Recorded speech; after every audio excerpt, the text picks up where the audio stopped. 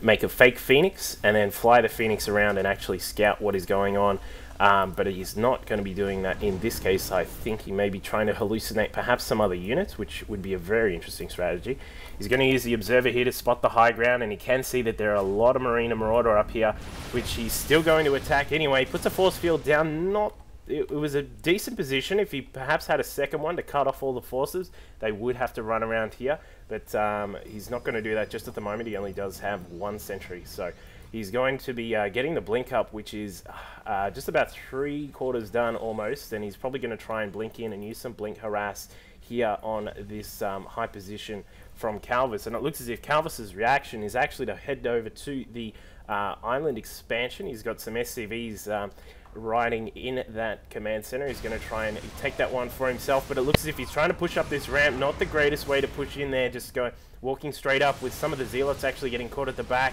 And the Zealots do have charge, so they are going to come across here and actually do some damage there. But it looks as if there are just so many Marines with their very high DPS. They do have +1, as we spoke about just before. Hobo trying to actually use the smoke to his advantage, but doesn't look as if he's going to win this battle. There are far too many Marauders there, I would think, but it looks as if Calvus is retreating. He's not going to engage too much because he doesn't want to push too hard on that and actually lose his defensive force. +1 weapons now done for Hobo Crunch, which is a great little addition there. So what we want to see from Hobo is just a little bit more scouting to actually see what is up in Calvus's base. He obviously knows that the 4 racks are here, but he doesn't know about this the expansion that is up there at the moment. So from Calvus's perspective, we're sort of just waiting for him to sort of kick into overdrive with these racks, because once this expansion over here kicks in, it will he'll be able to start just pumping out a heap of units. And great little tactic here. We'll just slow this down for just a second. For the Protoss players who aren't who is just sort of getting used to how you play, using an observer here to spot the high ground and then blinking up there, beautiful little tactic there by Hobo Crunch. Blinks up, takes advantage of the fact that these Marine Marauders are still kind of slow just at the moment there, and he is going to come across and try and defend. Calvus is probably not going to get anything there. Great little work there by Hobo Crunch. I'm going to speed this back up a bit. And so we're sort of sitting in this situation here where it's a little bit of a stalemate at the front of Calvus's base, but there is definitely a timing where Calvus's expansion here is going to kick in, and as we said, he is probably going to storm out with a whole bunch of units soon. So what we want to see from Hobo Crunch is now that he has scouted a little bit... Oh, I pressed the B. My bad. Press B. Didn't go too far back, but that's all good. It only goes back like 10 seconds or something, I think. We've got... we want to see Hobo Crunch. He has seen that the Raxes are pumping and that sort of thing. He still doesn't actually know about the island expansion just yet. But what we want to see is a little bit of a perhaps a switch or an expansion, so he can actually get going on his harvesters, because he is only sitting here on the 21 harvesters at the main here.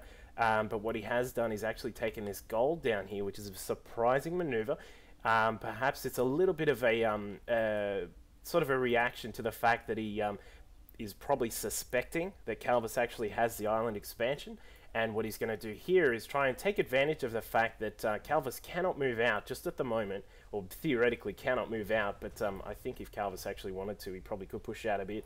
But he's going to take advantage of the fact that Calvus is not actually able to run around the map too far, and he's going to take the gold here and try and just sort of rekindle his economy there with the gold expansion. Now it looks as if Hobo's going to move around a bit. He's what we want to see from him is just controlling, just doing sort of a very light contain across here, making sure that Calvus cannot come out to his natural. But obviously the problem being that Calvus has already taken this island expansion, so we'll need to see some more gates popping up for Hobo. He does have one on the way. He's got +2 to weapons also on the way, so we'll see him move out shortly. I think we've got an SCV coming down here. Calvus is going to spot this gold expansion here. He can see it now that he does have control of the Xel'Naga Watchtower. We want to see Hobo actually move out and stop that, but it looks as if we're going to have another battle in the middle here.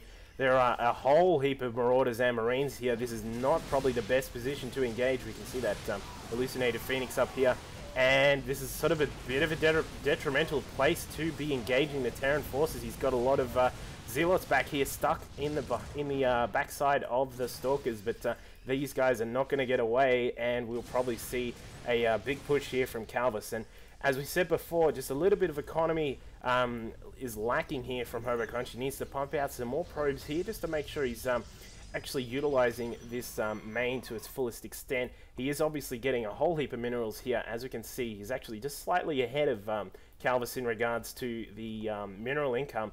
But as we can see here, Calvis is coming down with a lot of retribution, and he's going to come down here and try and take out this gold, which he definitely will. There is nothing here for Hobo to actually stop him. So we are actually going to see Hobo fall back in the economy scale again, just because of the fact that he is still just a little bit behind on this main here, and also because of course Calvis has this expansion here. So we've got one zealot up here. This guy, look at this Rambo guy up here taking on the supply depot, and he's taking on the whole base essentially, but there is nothing to stop him just at the moment.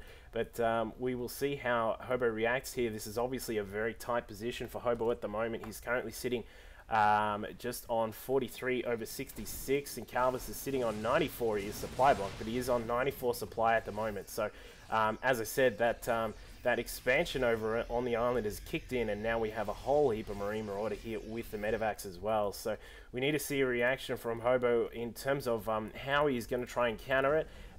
Getting a Warp Prism here, he might be heading over to the island expansion to take advantage of the fact that there's nothing here to defend.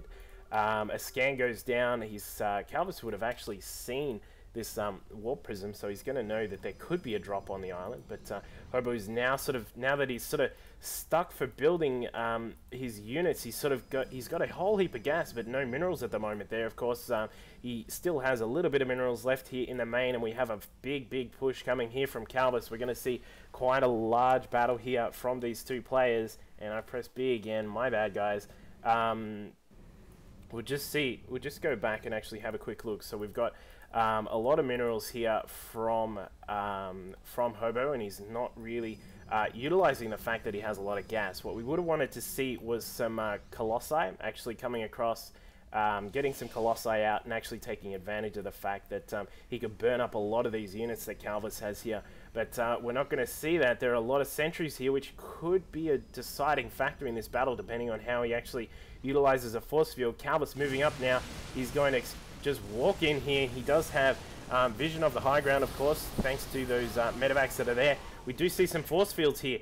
This is the problem with the way that this build has gone from Hobo Crunch, is that he's obviously got some very powerful zealots here with the +2 to weapons and the sentries there to help, but he actually sort of blocked the wrong way. You would have wanted to block some of these units actually and trap them with the zealots on top of them. And as we can see, a drop here from Calvis, he's just going to elevate her up. He's going to forget the fact that there are a lot of sentries here, and just again, just a slight little problem there with the AI of how the zealots actually move around. They just got stuck behind some of these sentries, and we do see Calvis clean up here. So just a bit of just the economy just sort of suffered a bit while Hobo was actually attempting to push in with this proxy pylon, and obviously given the fact that it didn't actually succeed, he sort of lost out quite a lot in economy, and he's just been steamrolled here by Calvis with these Marine Marauders. So we will go on to game 2. What we'll be looking for, we'll be having a look for a couple of things from both players. From Calvis, we want to see just a little bit more scouting perhaps with his initial units to make sure that he is can control the front, because getting stuck here was not the greatest sort of position to be in. Whilst Hobo didn't really capitalize too much on the fact that he had contained Calvis, Calvis still should have been able to actually see that coming in that regard.